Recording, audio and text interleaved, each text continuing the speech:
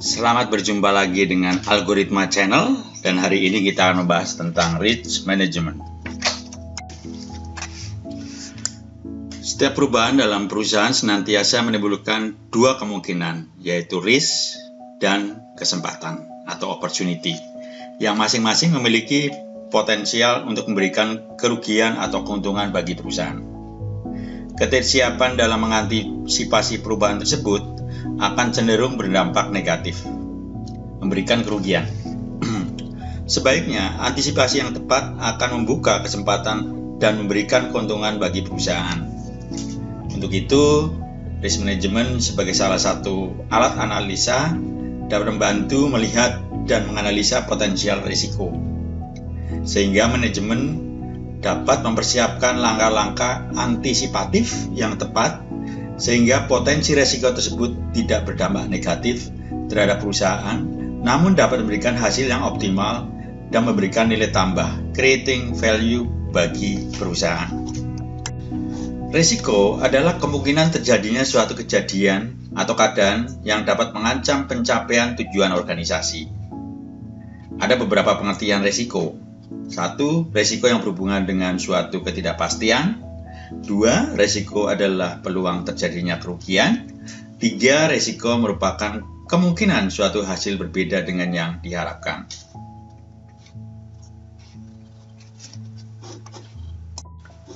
Untuk mengenal kelompok risiko secara spesifik, umumnya risiko dapat dikategorikan menjadi 4. Strategik risiko yang dapat mempengaruhi strategi perusahaan dalam mencapai tujuan yang telah ditetapkan.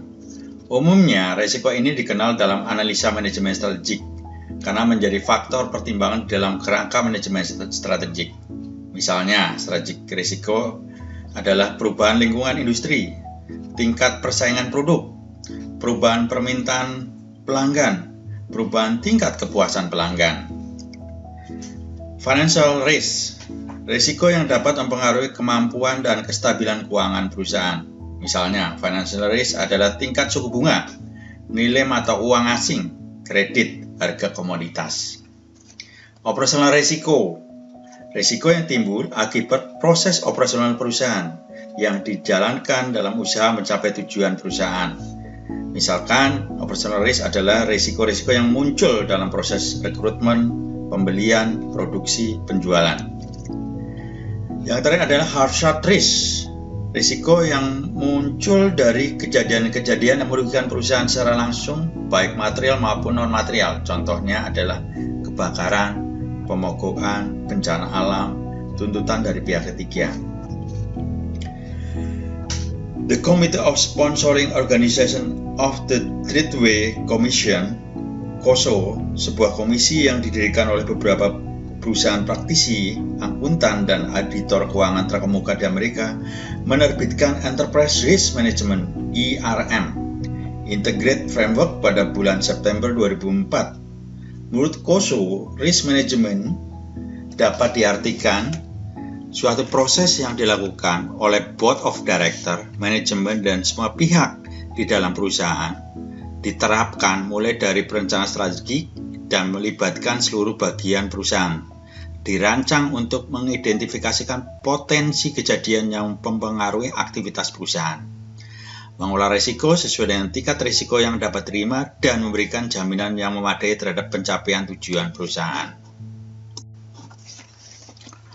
November 2009, International Organization for Standardization (ISO) juga mengeluarkan standar penerapan risk management pada perusahaan, yaitu ISO 31000 Risk Management Principle and Guideline on Implementation. ISO mendefinisikan manajemen risk, upaya terkoordinasi untuk mengarahkan dan mengendalikan kegiatan-kegiatan perusahaan terkait dengan risiko.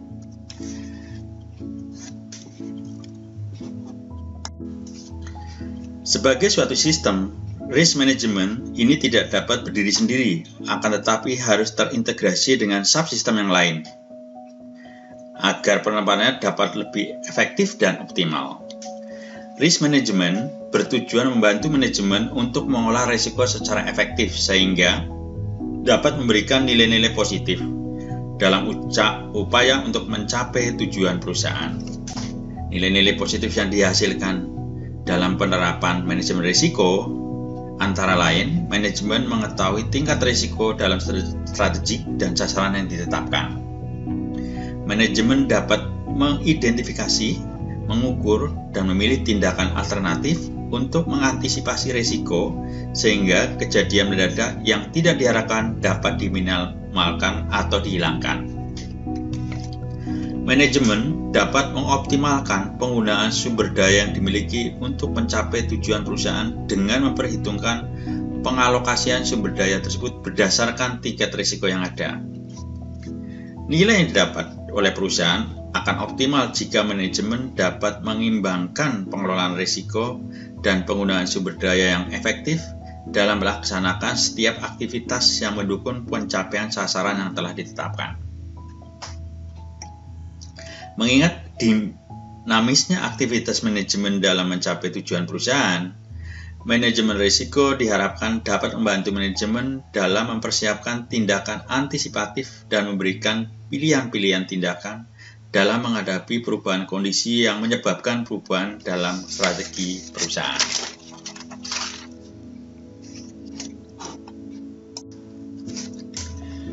Framework manajemen risiko dibagi menjadi dua bagian utama. Prinsip manajemen risiko, risk management principle, merupakan prinsip-prinsip yang mendasari bagi penerapan sistem manajemen risiko yang efektif. Sistem manajemen risiko, risk management system, merupakan tahapan yang dilakukan dalam manajemen risiko yang terdiri satu adalah mandat dan komitmen, perancangan sistem manajemen risiko, penerapan proses manajemen risiko, mereview sistem manajemen risiko, memperbaiki sistem manajemen risiko. Sistem manajemen risiko diawali dengan mandat dan komitmen yang diberikan kepada manajemen perusahaan. Mandat dan komitmen ini menjadi dasar karena akan menjadi acuan bagi pelaksanaan sistem manajemen risiko. Dalam pelaksanaannya, manajemen risiko dikaitkan dalam suatu kerangka kerja yang menjadi dasar seluruh kegiatan manajemen risiko di segala tingkat manajemen perusahaan. Sistem manajemen risiko disusun berdasarkan sistem PDCA, perancangan sistem manajemen risiko, penerapan proses manajemen risiko, mengontrol dan mengevaluasi sistem manajemen risiko, memperbaiki sistem manajemen risiko. Dalam sistem PDCA diharapkan pelaksanaan sistem manajemen risiko dapat berkembang dan semakin efektif dijalankan oleh seluruh lapisan manajemen perusahaan. Dalam menjalankan perusahaan, pemegang saham memberikan mandat kepada direksi untuk mengelola jalannya perusahaan. Sedangkan Dewan Komisaris bertugas mengawasi jalannya perusahaan dan memberikan nasihat apabila diperlukan. Dalam kaitannya dengan penerapan manajemen risiko, direksi bertanggung jawab untuk menjalankan manajemen risiko secara efektif dan terintegrasi dalam upaya mengelola perusahaan. Di sisi lain, Dewan Komisaris bertanggung jawab melakukan pengawasan terhadap efektivitas pelaksanaan manajemen risiko. Kesadaran terhadap tanggung jawab yang diterimanya, serta komitmen yang kuat untuk melaksanakan tanggung jawab tersebut, merupakan kunci keberhasilan dari pelaksanaan manajemen risiko. Mandat yang diterima oleh direksi dan Dewan Komisaris juga harus memperhatikan stakeholder yang lain terkait dengan perusahaan, sehingga semua kepentingan harus dipertimbangkan dan diakomodir secara tepat. Komitmen yang kuat dari top level manajemen dan dukungan oleh semua lapisan manajemen dapat ditunjukkan dalam bentuk menegaskan pentingnya penerapan manajemen risiko bagi perusahaan dan mengkomunikasikan manfaat dari pelaksanaan manajemen risiko kepada semua pihak di dalam perusahaan. Hal ini dapat dijalankan melalui hal-hal seperti surat keputusan Dewan Direksi terhadap pelaksanaan manajemen risiko sebagai langkah awal dijalankannya komitmen ini. Menetapkan kebijakan manajemen risiko, termasuk di dalamnya adalah sasaran yang ingin dicapai, indikator kinerja penerapan manajemen risiko, metodologi yang akan diterapkan, dan lain-lain.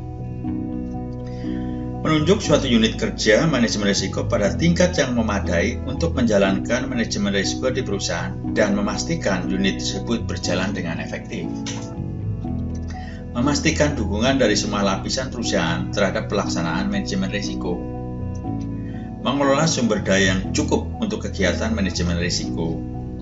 Mengintegrasikan proses manajemen risiko di dalam sebuah proses manajemen, misalnya pada proses perencanaan strategik, proses pengambilan keputusan, proses review, dan lain-lain. Memastikan bahwa sistem manajemen risiko berfungsi dengan efektif dan selalu dilaksanakan perbaikan secara terus-menerus. Pengawasan yang dilakukan oleh Dewan Komisaris bisa bersifat langsung maupun tidak langsung. Pengawasan tidak langsung dilakukan melalui Komite Manajemen Risiko yang anggotanya ditunjuk oleh Dewan Komisaris. Untuk mendukung terlaksanaan sistem manajemen risiko yang efektif, manajemen harus menuangkan hal-hal mendasar mengenai manajemen risiko ke dalam sebuah risk management charter. Penerapan manajemen risiko yang baik harus dimulai dari perancangan atau desain keseluruhan sistem manajemen risiko. Perencanaan yang tepat dan terstruktur akan mengoptimalkan implementasi manajemen risiko di perusahaan. Sebelum merancang sistem manajemen risiko, ada beberapa yang harus dipahami. Visi, misi, dan tujuan perusahaan, serta penjabarannya menjadi sasaran fungsional masing-masing bagian. Lingkungan internal perusahaan, di mana strategik dan berbagai upaya untuk mencapai tujuan perusahaan dilakukan, seperti bisnis model, struktur organisasi, sumber daya yang dimiliki, bisnis proses, dan lain-lain. Lingkungan eksternal perusahaan seperti stakeholder, perusahaan, situasi ekonomi, kondisi sosial, politik, budaya, hukum, dan lain-lain. Budaya manajemen risiko. Penerapan manajemen risiko harus mengarah kepada pembentukan budaya sadar risiko dan kemauan mengelola risiko di semua lapisan manajemen untuk mendukung pencapaian tujuan perusahaan. Untuk itu, manajemen risiko mendefinisikan budaya risiko seperti apa yang akan dibangun. Tahapan-tahapan budaya risiko mulai dari risk awareness, habit, sampai menjadi culture. Bagaimana strategik untuk proses pembentukan budaya risiko tersebut? Kerangka kerja memberikan dasar dan pedoman pelaksanaan manajemen risiko di semua bagian dalam perusahaan. Kerangka kerja manajemen risiko mengacu kepada pedoman risk management yang ada. Kebijakan manajemen risiko merupakan pernyataan secara tertulis yang dikeluarkan manajemen untuk menerapkan manajemen risiko di perusahaan. Kebijakan ini menjadi dasar penerapan risiko yang di dalamnya memuat tujuan penerapan manajemen risiko, kejelasan akuntabel pelaksanaan manajemen risiko, sumber daya yang disediakan, sistem koordinasi dan komunikasi, metodologi yang digunakan. Selain itu, struktur organisasi manajemen risiko adalah penanggung jawab tertinggi penerapan manajemen risiko pada dasarnya adalah direksi. Namun, dalam pelaksanaannya, direksi menunjuk suatu unit kerja yang bertanggung jawab untuk mendorong dan melaksanakan manajemen risiko secara meluas ke seluruh bagian. Hal-hal yang perlu ditentukan adalah menunjuk champion atau PIC yang bertanggung jawab, menyusun infrastruktur organisasi termasuk job role dan tanggung jawab masing-masing PIC, alat kerja, dan lain-lain. Penetapan kriteria keberhasilan manajemen risiko, menyusun mekanisme organisasi, misalnya mekanisme pelaporan, pengukuran efektivitas, kerja manajemen risiko, dan lain-lain. Mekanisme komunikasi dan sistem pelaporan.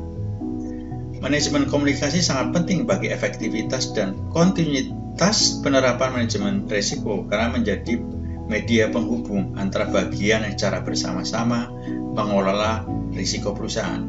Sistem pelaporan juga menjadi bagian penting karena laporan inilah setiap risiko dimonitor dan direview untuk kemudian diambil tindakan antisipatifnya. Manajemen harus menentukan bagaimana mekanisme komunikasi dan sistem laporan yang paling efektif dalam penerapan manajemen risiko. Dari perancangan sistem manajemen risiko ini, kualitas penerapan manajemen risiko ditentukan desain yang tepat akan mengurangi efektivitas pelaksanaan dan bahkan dapat menghambat jalannya proses manajemen risiko. Penerapan manajemen risiko merupakan tahapan dimulai proses manajemen risiko. Dari proses inilah risiko diidentifikasikan, dinilai, diantisipasi, dan dimonitor. Setiap penerapan manajemen risiko memiliki keunikan yang dikaitkan dengan kebutuhannya, sehingga perlu dipahami mengenai berbagai keunikan-keunikan perusahaan yang terkait dengan manajemen risiko. Menentukan konteks merupakan tahap awal dari penetapan manajemen risiko, yang merupakan landasan untuk memahami situasi di mana manajemen risiko akan diterapkan. Tujuan tahap ini adalah memahami kondisi yang berlaku di perusahaan saat ini baik dari kondisi internal maupun eksternal. Pemahaman mengenai kondisi tersebut dikaitkan dengan apa yang sudah ditetapkan sebelumnya oleh manajemen. Kondisi saat ini dan khususnya dikaitkan dengan kepentingan pengelolaan risiko. Pada tahapan ini, manajemen menetapkan batasan atau parameter yang dapat dijadikan acuan dalam pelaksanaan proses manajemen risiko. Batasan atau parameter ini dapat disesuaikan dengan kondisi dan kebutuhan masing-masing perusahaan. Beberapa batasan atau parameter yang ditetapkan dalam tahap ini: 1. Menentukan fokus risiko yang akan dikelola, misalnya risiko di tingkat korporasi, unit bisnis, cabang, proyek, atau tingkat lainnya. 2. Menentukan fokus strategik bagian dan aktivitas. Sasaran strategik perusahaan secara keseluruhan maupun sasaran turunannya sesuai dengan fokus risiko yang akan dikelola. Proses-proses utama yang mendukung pencapaian tujuan, critical process. Bagian-bagian yang terkait dengan proses utama, critical division atau department. 3. Menentukan metode analisa dan metode penilaian, apakah bersifat kuantitatif atau cukup secara kualitatif. Penyusunan kriteria risiko. Kriteria dampak atau impact. Dampak apa saja yang perlu dijadikan sebagai kriteria untuk penilaian akibat timbulnya risiko, misalnya dampak finansial, hukum, reputasi, keselamatan kerja, dan lain-lain. Kriteria kemungkinan terjadinya risk, apakah dengan menggunakan statistik, probabilitas, frekuensi kejadian per satuan waktu, hari, minggu, bulan, tahun, atau dengan judgement. Kriteria tingkat risiko, risk level, yang merupakan penggabungan metrik dari kriteria dampak dan kriteria kemungkinan terjadinya risiko. Kriteria tingkat risiko yang biasa digunakan adalah extreme risk, high risk, medium risk, dan low risk. Penentuan dari tingkat risiko yaitu sejauh mana suatu tingkat risiko diterima atau tidak diterima oleh manajemen. Menentuan penanggung jawab pengelolaan risiko, risk PIC di setiap bagian. Menentukan metode komunikasi dan konsultasi. Menentukan metode monitoring dan evaluasi. Dengan adanya batasan atau parameter ini, pelaksanaan proses manajemen risiko dapat lebih fokus, akurat, terintegrasi, dan mudah untuk dimonitor. Risk assessment merupakan tahapan utama dalam proses manajemen risiko. Dalam tahapan ini ada 3 proses yang menjadi aktivitas utama dalam seluruh rangkaian sistem manajemen risiko. 1. Identifikasi risiko. Merupakan proses untuk mengidentifikasi potensi risiko dari setiap kejadian, event, yang ada pada proses-proses utama, critical process, yang mendukung pencapaian tujuan perusahaan.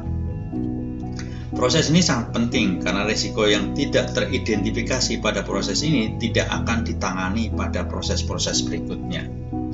Proses identifikasi risiko memiliki tahapan identifikasi. Kejadian, loss event. Potential risk, penyebab terjadinya risiko, risk cause, tindakan yang sudah dilakukan saat ini, current control, dampak risiko, risk impact, tingkat risiko dalam perusahaan, risk level, tipe atau kategori risk type, or risk category.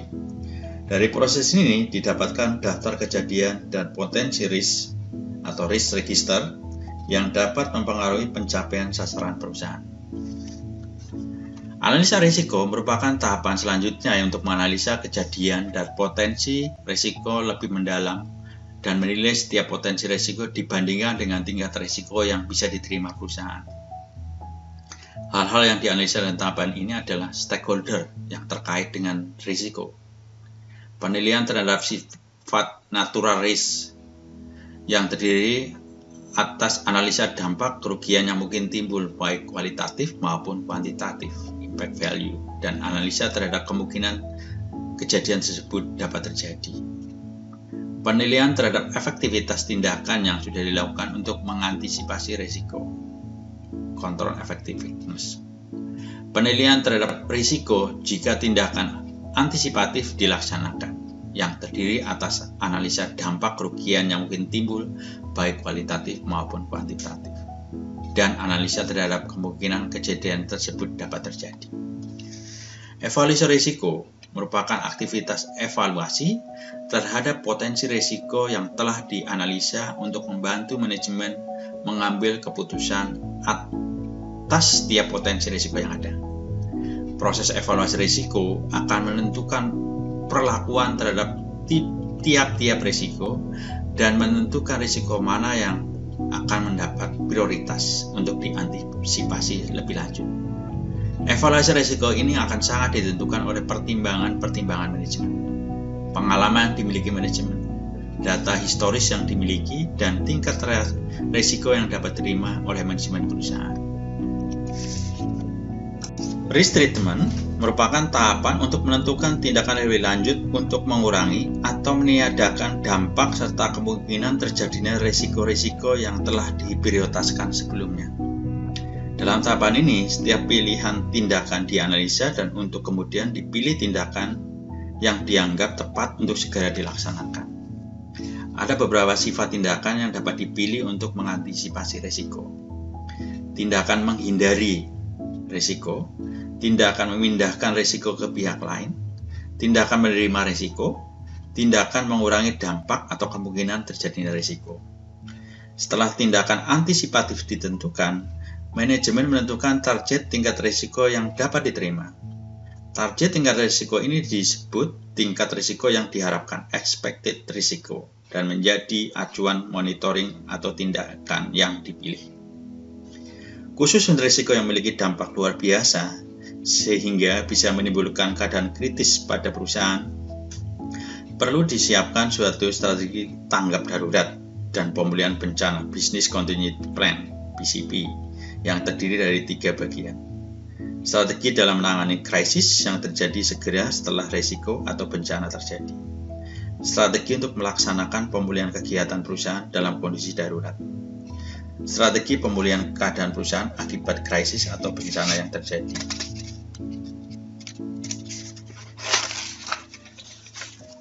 Dalam pelaksanaan manajemen risiko, komunikasi dan konsultasi di antara semua pihak yang terkait sangat menentukan kualitas hasil dari proses manajemen risiko.